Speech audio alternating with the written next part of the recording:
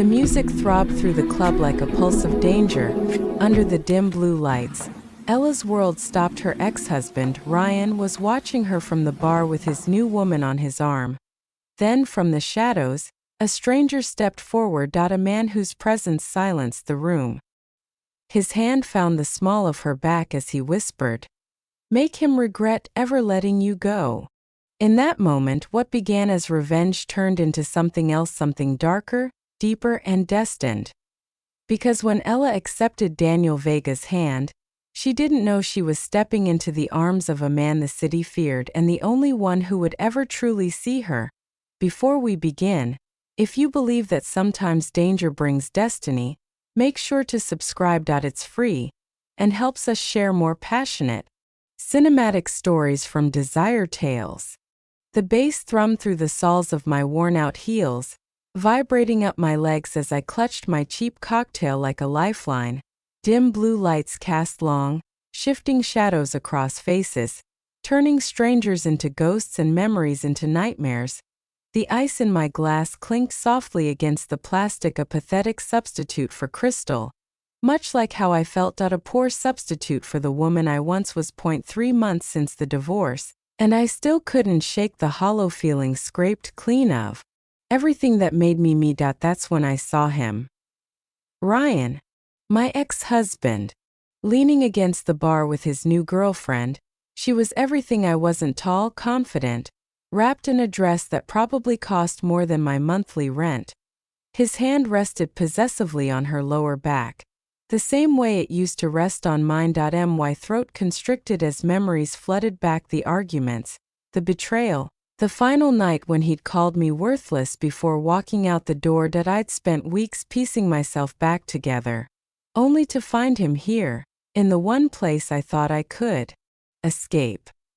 "You look like you're about to either cry or commit murder." A voice cut through the haze of my thoughts, deep, slightly accented, carrying an edge that sliced through the music. I turned, blinking back the tears I refused to acknowledge. The man beside me wasn't what I expected to find in this mediocre downtown club. His presence seemed to part the crowd without effort, not because of his height, though he towered over me, but because of something more fundamental. Authority radiated from him like heat from pavement in August. "Neither," I managed my voice, steadier than I felt, just realizing I should have picked a different bar. His eyes, dark as polished obsidian, followed my gaze toward Ryan. Something cold flickered across his features there and gone in an instant. He wore a suit that whispered of wealth rather than screamed it, charcoal gray over a black shirt, no tie. The faint scent of expensive cologne mingled with something earthier, leather perhaps, and the ghost of cigar smoke. "Your ex?" he asked, though it didn't sound like a question. I nodded, suddenly aware of how pathetic I must seem hiding in the corner, nursing a watered-down drink, staring daggers at my ex-husband. "Could you dance with me?" The words tumbled out before I could stop them. "My ex is watching from the bar," and I stopped, heat rushing to my cheeks. "Sorry, that was inappropriate. I don't even know you." The stranger's mouth curved into something not quite a smile. "You don't." His gaze swept over me, not in the leering way I'd grown accustomed to in places like this, but as if he was cataloging every detail. "But I know his type." He extended his hand, long fingers, manicured nails, a heavy silver watch peeking from beneath his cuff. Something about his palm calloused in places a businessman shouldn't be sent a warning shiver down my spine. "One dance," he said softly. "Make him regret ever letting you go." I hesitated, instinct warring with desperation. Then Ryan laughed loud enough to carry over the music, his new girlfriend giggling against his shoulder. I placed my hand in the stranger's. His grip was firm as he led me to the dance floor, his other hand settling at the small of my back. The touch was light, but somehow commanding, guiding me through the crowd with practiced ease. As we moved, I noticed 2 men in dark suits shift positions near the bar, their eyes never leaving us. Security, I assumed, though they didn't wear the club's uniforms. "I'm Ella," I said, suddenly needing to fill the silence between us. Daniel, he replied, though something in his tone suggested it wasn't the name he typically used. The song shifted to something slower, more intimate. Daniel pulled me closer, one hand sliding to my waist. I caught Ryan watching, his expression darkening as Daniel leaned down, his breath warm against my ear. He's watching? Daniel murmured. Does that make you happy? I shook my head. Not happy. Just, I don't know. Vindicated, maybe. For months I felt invisible. Discarded. Daniel's fingers tightened slightly on my waist. Men who discard beautiful things are fools, he said, his voice hardening. Or blind. The compliment caught me off guard. In the months since the divorce, I'd become a ghost, drifting through my own life, working doubles at the hospital just to afford the tiny apartment I'd moved into. Avoiding friends who'd taken sides, forgetting to eat until dizziness reminded me. The woman who'd entered this club tonight wasn't beautiful. She was exhausted, held together by cheap concealer and cheaper determination. You don't have to say that, I whispered. This is just pretend. Daniel spun me gently, bringing me back to face him with unexpected grace. I never say things I don't mean. Ella.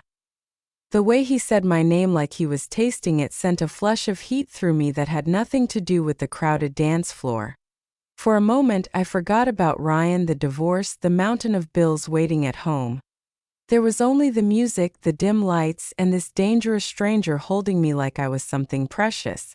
Then reality crashed back as I caught sight of Ryan moving through the crowd toward us, his face contorted with an emotion I couldn't place. Fear prickled at the base of my spine. He's coming over, I whispered. Daniel's expression didn't change, but I felt him shift almost imperceptibly, angling his body between me and the approaching threat. Let him, he said quietly. Perhaps it's time he learned the value of what he discarded. Before I could respond, Ryan was there, alcohol flushing his face. Ella, he slurred, reaching for my arm. What the hell? I've been trying to call you for weeks. I stepped back, bumping into Daniel's chest. His hand came to rest protectively on my shoulder. I changed my number, I said, hating the tremor in my voice. For obvious reasons. Ryan's gaze flicked to Daniel, dismissive at first, then wary as he registered something I couldn't see. Who's this? Didn't take you long to move on.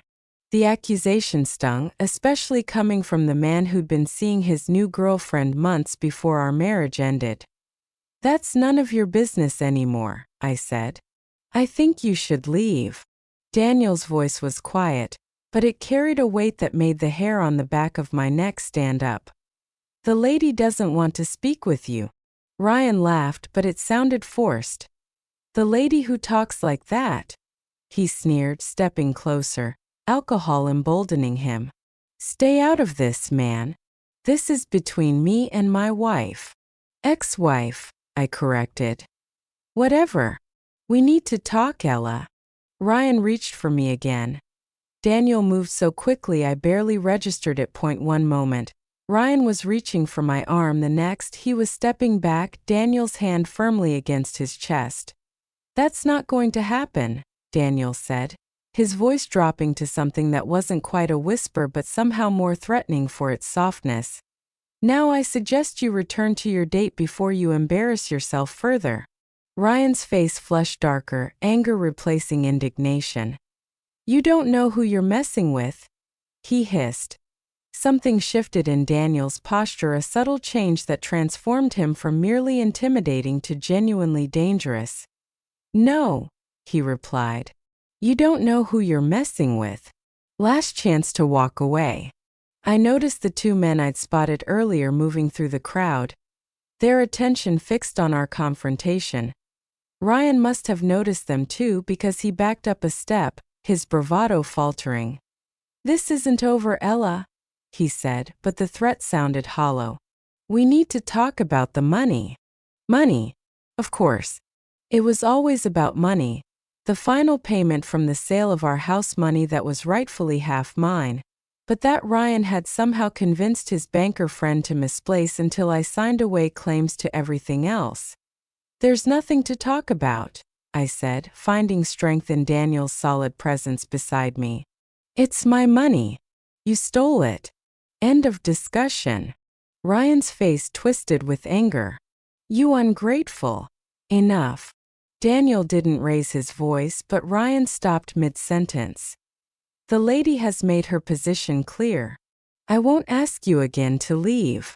For a tense moment, I thought Ryan might actually throw a punch, but then one of Daniel's men appeared at his side, whispering something in his ear.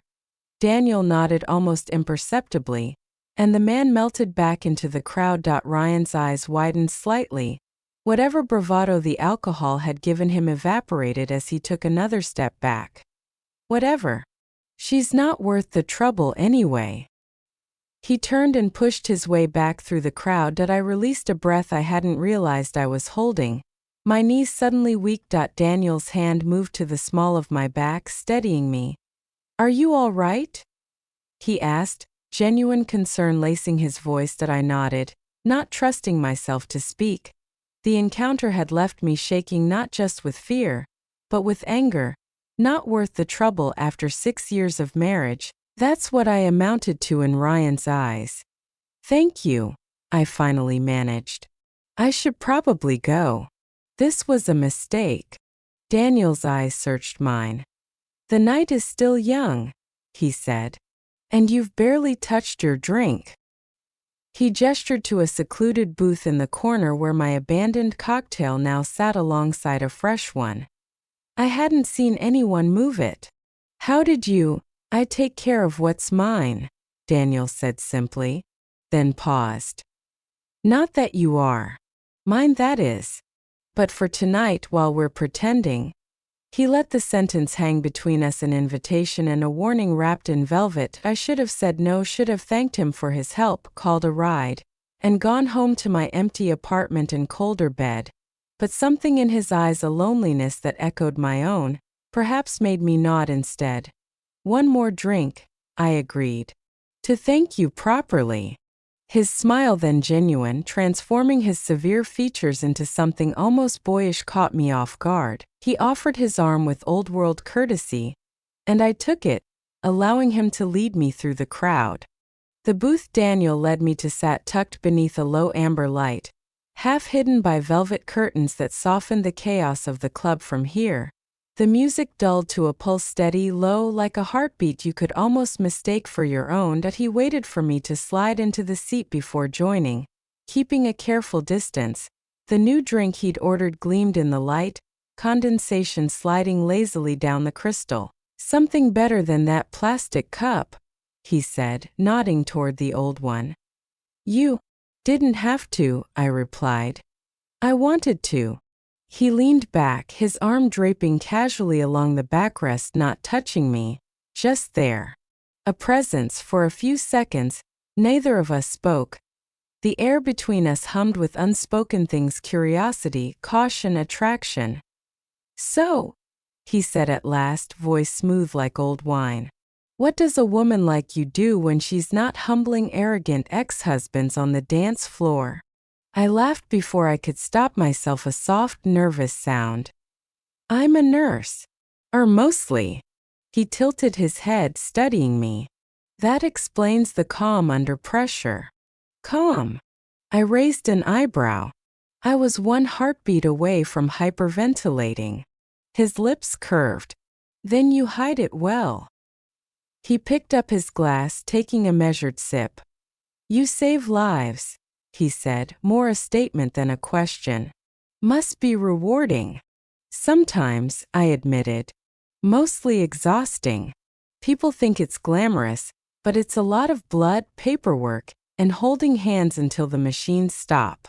Daniel's eyes softened, the faintest flicker of something unreadable passing through them. Still, he said quietly, it takes a rare kind of strength to do that every day. I looked down, tracing the rim of my glass. I don't know about strength. Maybe just habit. Habit, he repeated, as if tasting the word. Or survival. I glanced up, meeting his eyes. For the first time, I noticed the faint scar just below his jawline, thin, precise, deliberate. Not an accident. It made him look dangerous, but not in a way that repelled me. More like danger had once tried to kill him and failed. Your turn, I said, needing to shift the focus away from myself. What about you? What do you do? His gaze didn't waver. Let's just say, I manage certain operations. I smiled faintly. That sounds vague enough to be illegal. He didn't laugh. It's not always about legal or illegal, Ella. Sometimes it's about right and wrong, and they're rarely the same thing. Something in his tone made my skin prickle. Is that your philosophy? One of them, he said. Another is to never lie when silence will do. At that, his phone buzzed on the table screen, lighting up with an unknown number. He looked at it for a long moment, then turned it face down without answering. You can take it, I said quickly. I don't mind. I mind, he replied simply. Tonight, this is where I am. I opened my mouth, then closed it again, unsure how to respond. It wasn't the kind of attention I was used to. Ryan used to text through dinner, scroll through emails mid-conversation. Daniel, meanwhile, seemed to treat every word I said as something worth hearing. That I sipped my drink to steady myself. You're good at this. At what? Making someone feel like the only person in the room. He smiled, then small, genuine. Maybe you are. My chest tightened. For a long time, neither of us spoke. The music shifted low, slower from where we sat. The world beyond the booth faded into shadow, replaced by the soft glow of amber and the steady rhythm of shared silence. Daniel, I said at last, my voice barely audible. Why did you really help me? His gaze lingered on me for a beat longer than necessary. Because some people deserve to be seen, he said quietly. And some men deserve to be reminded what they lost. The faintest buzz from his phone cut through the stillness again. He didn't move. Didn't even glance at it. He just sat there. Eyes locked on mine, like he was memorizing a secret he wasn't supposed to know. The silence between us stretched, warm and heavy, until I finally asked, You said you manage operations. What kind of operations? Daniel didn't answer right away. He leaned forward, elbows on the table, eyes fixed on mine. The kind that require loyalty, he said finally, and discretion. A chill crawled up my spine. His tone wasn't evasive, it was deliberate. The way people spoke when the truth was too sharp to name. I tried to laugh it off. That sounds ominous. He tilted his head slightly, regarding me with that unreadable expression again. Would it bother you if it were? I hesitated. Should it? Daniel's eyes softened just a fraction. That depends on whether you believe every rule written in ink deserves to be followed. I frowned, unsure if this was philosophy or confession. You mean the law? He smiled, but there was no humor in it. The law protects those who can afford it. Justice, he paused, swirling the amber liquid in his glass, is something else entirely. There it was, that flicker of something dangerous beneath the calm. Not recklessness, but conviction. My fingers tightened around my drink. You talk like someone who's seen too much of both. I've seen enough to know they rarely meet. He said it quietly, but it landed like a verdict. Before I could respond, his phone vibrated again. This time he looked down, scanning the screen with practiced focus. The muscles in his jaw flexed once, then went still. You should take that, I said softly. He shook his head. It can wait. I could tell it couldn't. When he finally answered, his voice changed, lower, precise, the easy charm gone. Handle it. No mistakes. A pause. Then disappear. He ended the call without another word, then set the phone face down. His eyes met mine again, the softness from before now completely gone. You should probably know, I said carefully. I don't scare easily. That made him smile. I never thought you did. I took a slow breath. So, who exactly are you, Daniel? He didn't look away. Someone who keeps promises. Even the ugly ones. Is that supposed to make me feel better? No, he said, leaning back, voice quiet but absolute. It's supposed to make you feel safe. The way he said it calm, certain was somehow more convincing than any plea could have been. But as I looked past him, I caught sight of the two men from earlier. They weren't dancing. They weren't drinking. One stood by the far wall, pretending to check his phone. The other lingered near the bar, eyes trained on us. Those men, I said under my breath. They're not just random customers, are they? Daniel followed my gaze for half a second, then returned to his drink. They work for me. He said it so casually that I almost missed the weight behind it. What do you do that requires bodyguards? He smiled faintly. I told you. Operations. A beat of silence. The music shifted to something slow again, an irony not lost on either of us. Did I look down, my thoughts racing, but strangely my heartbeat stayed steady. I should probably be terrified, I said finally. But I'm not. Good, he murmured. Fear clouds judgment. And you prefer clarity? I prefer truth. Even if it's ugly? He nodded once. Especially then.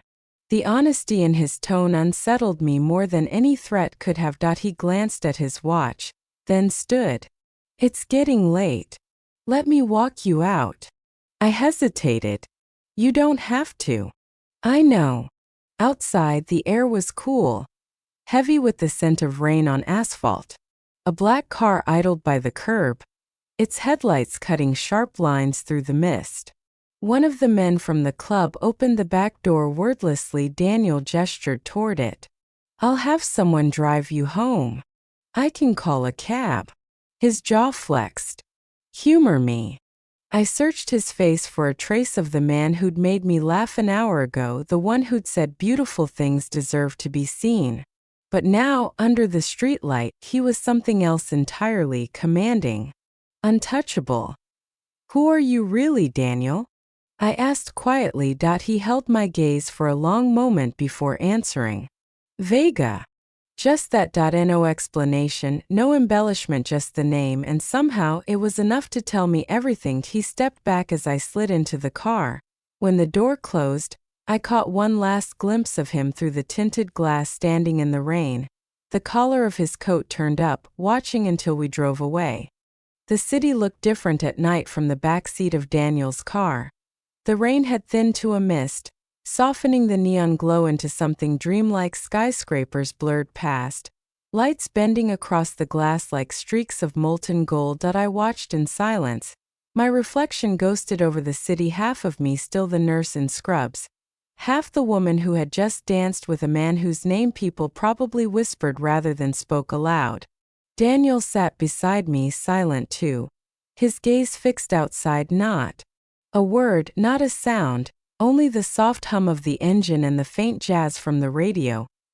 Finally, I broke the silence. You didn't have to drive me. He turned his head slightly. You didn't have to get in the car. That made me smile despite myself. Touché. The car slowed as we turned off the main road, heading down toward the waterfront. The city noise faded, replaced by the rhythm of the waves slapping against concrete. We stopped before a wrought iron gate. One of the men from earlier stepped out of the shadows and opened it wordlessly. Inside was not the mansion I expected. It was a modern house, low, angular, mostly glass and steel. Its windows looked out over the black expanse of water, where the lights of passing boats shimmered like scattered stars. Daniel's hand hovered near my back as we entered. Not touching, just guiding. He didn't need to speak. The house itself spoke for him: silence, discipline, control. Nice place, I murmured, trying to sound casual. It serves its purpose, he said. The air smelled faintly of cedar and sea salt. On a polished counter sat an unopened bottle of wine and 2 crystal glasses.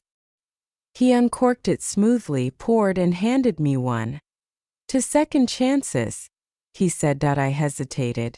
"Are we talking about me or you?" He held my gaze. "Both." We clinked glasses. The wine was dry, expensive, the kind that lingered. Daniel moved to the kitchen, rolling up his sleeves, revealing the edge of a tattoo, black lines that curved like wings before disappearing under the cuff. I found myself watching, hypnotized by the quiet confidence in every movement. "Are you cooking?" I asked, half laughing. "Something simple," he said, reaching for a skillet. "Pasta, maybe. Or steak if you're hungry enough." I'm not used to men cooking for me. That's because most men don't know the difference between feeding and taking care. He said it so casually that I didn't realize it was the most intimate thing anyone had said to me in months. I sat at the counter, wine in hand, watching him move.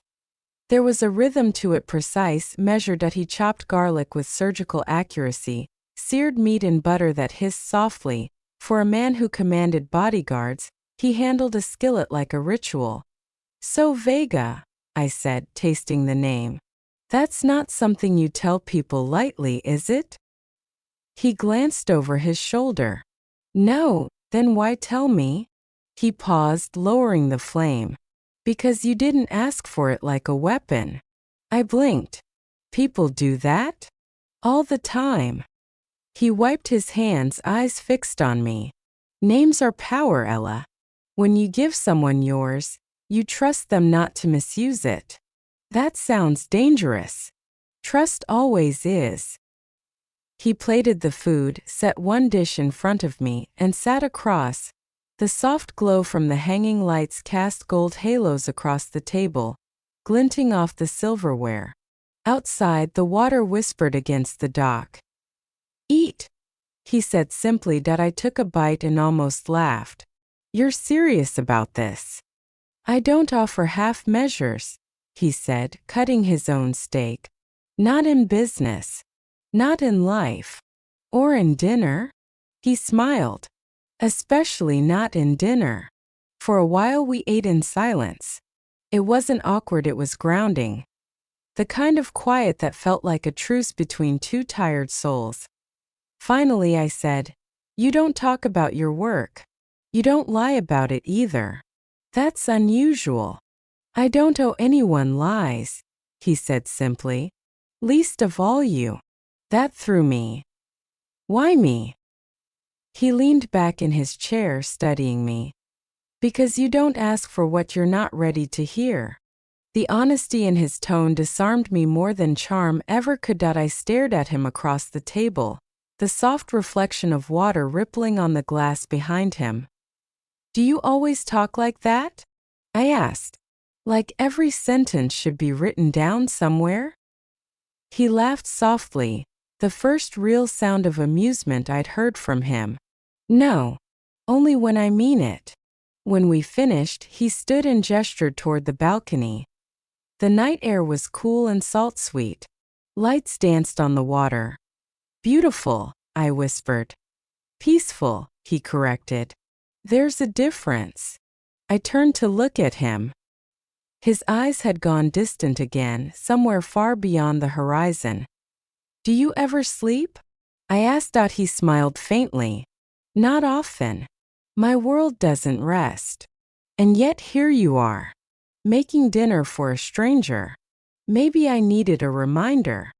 "Of what?" He turned to face me fully. "That there's still something worth saving." The words hit harder than they should have. Something in my chest tightened, an ache I hadn't felt since before the divorce. He stepped closer, slow, deliberate, until I could feel the warmth radiating from him. "Ella," he said quietly, "you should know something about me." I swallowed. "What's that?" "When I decide someone matters, I don't walk away." The world seemed to tilt. For a heartbeat, I forgot the water, the house, the air. Only the distance between us existed, and it was shrinking fast. Then he stopped just inches away. "I won't kiss you," he said softly. "Not tonight." "Why not?" His smile was almost sad. "Because I don't want it to be about him." Ryan. The name hovered unsaid, but we both felt it. For a moment, silence wrapped around us, fragile, electric. Then he reached up and brushed a stray strand of hair from my face. "When you're ready," he murmured, "you'll tell me." I didn't answer. Couldn't. He stepped back, giving me space, and I realized he was the first man in a long time who hadn't tried to fill silence with possession. "I have an early shift," I said finally. "I should go." "I'll drive you." "I can manage." "I know you can," he said, that faint, knowing smile returning. "But let me anyway." He didn't argue further. Just picked up my coat, held it open for me. His fingers grazing my shoulder as I slipped it on outside. The rain had stopped. The sky was clear, the water stilled as we walked to the car. I caught our reflection in the dark glass, him, calm and composed. Me, uncertain but drawn. When he opened the door, I hesitated. "Daniel." "Yes. This, whatever this is, should probably scare me." He looked at me for a long time before answering. "Then maybe it's real." I slid into the seat, my heart hammering quietly, and as the car pulled away from the waterfront, I realized something unsettling. For the first time since the divorce, I didn't feel small. Morning light spilled through the thin curtains of my apartment, painting the room in shades of pale gold. For the first time in months, I'd slept without waking in the middle of the night. No nightmares, no echoes of Ryan's voice in the dark. The alarm buzzed softly beside my bed, and I reached to silence it. My shift started in an hour. Another day at the hospital. Another day pretending to be fine. Except today felt different. There was still a quiet in my chest, but it wasn't the same hollow quiet. It felt grounded, like a still pond instead of an empty room. As I stepped into the hallway, something stopped me, a white paper bag hanging on my doorknob and no note, just the faint scent of coffee. Inside was a breakfast sandwich wrapped neatly, still warm, and a cup of coffee from the cafe near the hospital, the one I always stopped at but hadn't been to in weeks because money was tight. There was only one person who could have known that. Daniel. I stood there, holding the cup, feeling the weight of a gesture that said more than flowers ever could. When I arrived at the ER, exhaustion and chaos greeted me as usual, monitors beeping, phones ringing, the metallic scent of antiseptic. But someone had already dropped off a tray of food at the nurse's station. A few cappuccinos, croissants, sandwiches. A note on hospital letterhead read, "For the night shift heroes, from a grateful stranger." No name, just a single initial scrawled at the corner, D. Secret admirer? One of my co-workers teased. I smiled faintly. Something like that. By the time my shift ended, the world outside had turned gray again, thick clouds promising more rain. I walked out into the parking lot, the fatigue in my legs making every step heavy. That's when I saw him.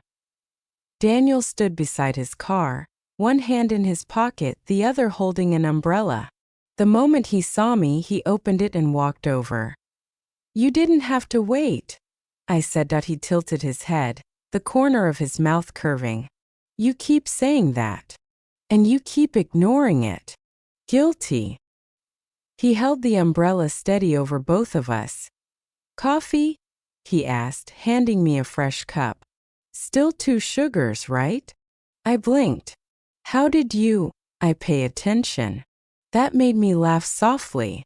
"That's slightly unnerving. Only if you have something to hide." "Do you?" He smiled, but his eyes didn't. "Plenty." We walked together down the quiet street, rain tapping lightly on the umbrella. It was the kind of silence that didn't need filling. "Rough shift?" he asked eventually. 2 car accidents, 1 overdose, 1 man who thought chest pain was indigestion until it wasn't. He nodded slowly, as if filing each detail away with quiet respect. "Sometimes," I said, I wish someone would take care of me the way I take care of everyone else. His gaze found mine. That's not weakness, Ella. That's humanity. I looked away, embarrassed by how much that sentence affected me. When we reached my building, I hesitated. You really don't have to. I know, he said softly. But I wanted to. He didn't follow me inside, didn't ask to come up. Just stood there under the umbrella, watching as I unlocked my door. Dinner tonight, he said. I hesitated. That's not a question. It wasn't meant to be. I turned back to face him. You always get what you want, don't you? No, he said, stepping closer just enough for his voice to drop. But I always make sure what I want deserves the trouble. I felt the air shift between us, warm, dangerous, charged. Text me, I whispered, though I knew he already had my number. Somehow he smiled faintly. Already did. That evening when I opened my phone, there it was. A message from an unknown number. Green suits you. Wear it tonight. My heart stuttered that I hadn't told anyone about the emerald dress hanging in my closet, a remnant from another life, unworn since before the divorce. Hours later, I walked into the waterfront restaurant he'd chosen. Soft light reflected off the water outside, and candle flames trembled in crystal glasses. Daniel stood waiting, wearing a black suit this time, no tie, his hair slightly damp from the rain. He looked up when he saw me. Perfect, he murmured, pulling out my chair. Told you green suits you. I laughed nervously, smoothing the fabric. It's been a while since I've done this. Dinner. Anything that feels like being seen. He didn't respond immediately. Then, you deserve to be seen. Properly. We talked. About small things at first, the hospital, the city, music. He asked questions, real ones, not the kind that wait for their turn to talk. And when I asked about him, he didn't deflect this time. I was raised in Buenos Aires, he said. My father believed in control. My mother believed in faith. Neither believed in weakness. Sounds like a hard place to grow up. It was educational. He smiled faintly, though it didn't reach his eyes. People learn differently. Some through books, some through pain. I didn't know how to answer that. So I said the only thing that came to mind. I'm sorry. For what? For whatever made you have to learn that way. For a long moment he said nothing. Then he reached across the table and brushed his thumb lightly over my wrist just once, enough to quiet every thought in my head. When the waiter brought dessert, Daniel's phone buzzed again. He glanced at it, sighed, and pressed decline. Go ahead, I said. You're probably saving the world or something. He shook his head. I told you before. Tonight, this is where I am. The sincerity in his voice felt dangerous in a different way.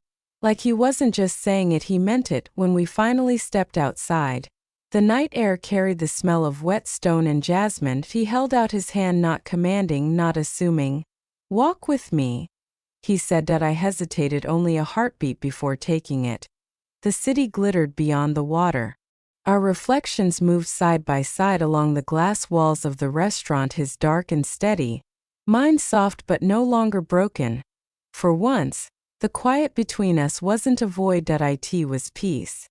The following week came like a storm. By Monday morning, the hospital was chaos, short-staffed, overcrowded, tense.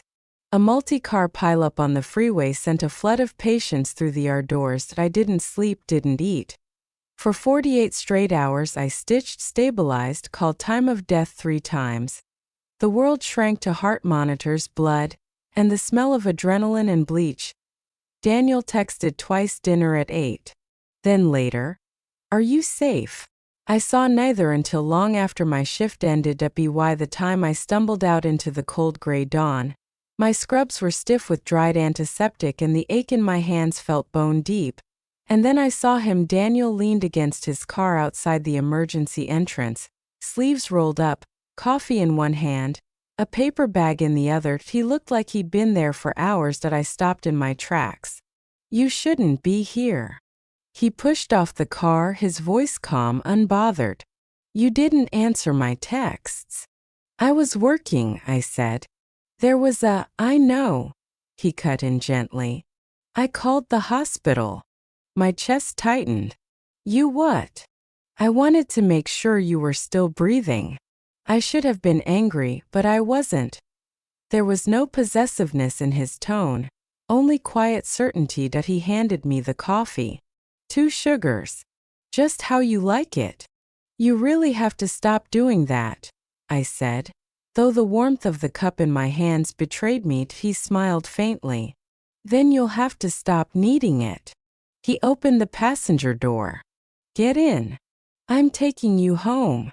I didn't argue. My body was too tired, my mind too numb. The moment I sat down, the scent of leather and cedar wrapped around me, pulling me somewhere between comfort and surrender. He drove in silence until we reached my apartment. Inside, I sank into the couch, head heavy, eyes burning. Stay there. He said that he moved through the kitchen like he'd been there before, found a pan, eggs, bread, even butter. The sound of the stove clicking to life filled the small room. You cook everywhere you go? I asked weakly. He glanced back, a ghost of a smile on his lips. Only where I intend to stay a while. When he set the plate in front of me, the simple smell of toast and butter nearly broke me. I hadn't realized how long it had been since anyone had done something for me, without expectation. Eat, he said softly. That's an order. I did. Every bite tasted like quiet.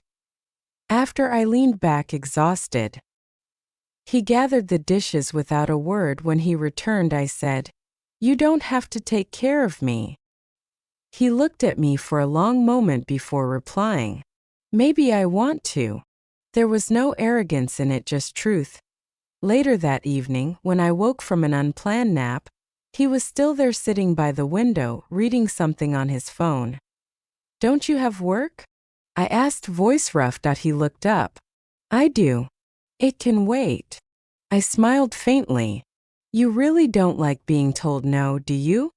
Not when it comes to keeping someone safe. His phone buzzed again. This time he answered. The tone of his voice changed instantly, low, controlled, clipped. Make sure it's done right, he said. No loose ends.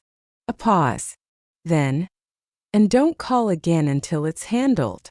When he hung up, I didn't ask, he didn't explain, but the silence that followed said everything I didn't want to know. Then came the knock. 3 sharp raps on the door, urgent. Daniel was on his feet before I could move, his hand hovering near the inside of his jacket. Stay behind me, he said quietly. My heart pounded. The door opened and Ryan stepped in. He looked nothing like the man I'd married. Disheveled, desperate, eyes darting between Daniel and me. What the hell are you doing here? I demanded. Ryan's voice cracked. I need your help. Help? I laughed bitterly. You have some nerve. He pulled out a thick envelope and dropped it on the table. $40,000. Everything I owe you. I just need your signature on the final papers. I froze. Daniel didn't move, but his presence filled the room like a shadow. You owe her that money? Ryan swallowed hard. It's her half from the house sale. Things got complicated. Complicated? Daniel repeated, his tone neutral but dangerous. I stepped closer. Why now? Because if I don't fix this, I lose my job. They're threatening an audit and I cut him off. And now you need me to save you. Ryan looked down. Please, Ella. Just sign it. Take what's yours. I stared at the envelope, at the stack of cash bound neatly inside. For months, that money had been a symbol of everything he'd stolen. My security, my self-worth, my peace. Daniel's voice broke the silence. If you sign, make sure it's your terms. I looked at him, then back at Ryan. I'll sign, I said finally. But the transfer happens first. Ryan frowned. That's not how. That's exactly how. Daniel interrupted, his voice smooth but final. She's not your pawn anymore. Ryan's jaw clenched. You think you can threaten me? Daniel didn't blink. I don't threaten. I clarify consequences. The room went still. Ryan's bravado cracked first. He pulled out his phone, made a transfer, then shoved the papers toward me that I signed without hesitation. Now we're done, I said. Ryan looked at me one last time, anger, regret, maybe something else flickering behind his eyes, then left without another word. For a moment I just stood there, breathing hard, my hand trembling over the pen. Daniel moved closer. Are you all right? I don't know. You did what you needed to do, he said. I just feel empty. He nodded slowly. That's what closure feels like. It's quiet. I met his gaze. And you? What does closure feel like for you? He thought about it for a long moment. Expensive, he said finally. That almost made me laugh. Almost as the rain began again outside, he picked up the envelope and set it on the counter. Keep it somewhere safe. You've earned it. I looked at him, the man who'd stood by my door in my kitchen, in my chaos, and realized something that scared me more than anything else, that he wasn't leaving. Not because he couldn't, but because he'd already decided he wouldn't. Months passed. The city thawed from winter into spring, and for once, the quiet in my life wasn't loneliness, it was peace. I'd started taking night classes again, working toward my nurse practitioner certification. It felt strange to plan a future after so long, living day by day. Sometimes, after late shifts, I'd drive down to the waterfront just to watch the lights ripple on the water, remembering the night everything had changed. Daniel kept his word that he never pushed, never demanded more than I could give. He appeared when I needed him, disappeared when he had to, and somehow, in the space between his absences, he became the only constant I trusted. One evening, he showed up at the hospital parking lot again. No warning, no message, leaning against his black car in that same effortless way, hands in pockets. You should probably have an appointment system, I teased. He smiled. I don't make appointments. I make time. He opened the door for me. Come on. I want to show you something.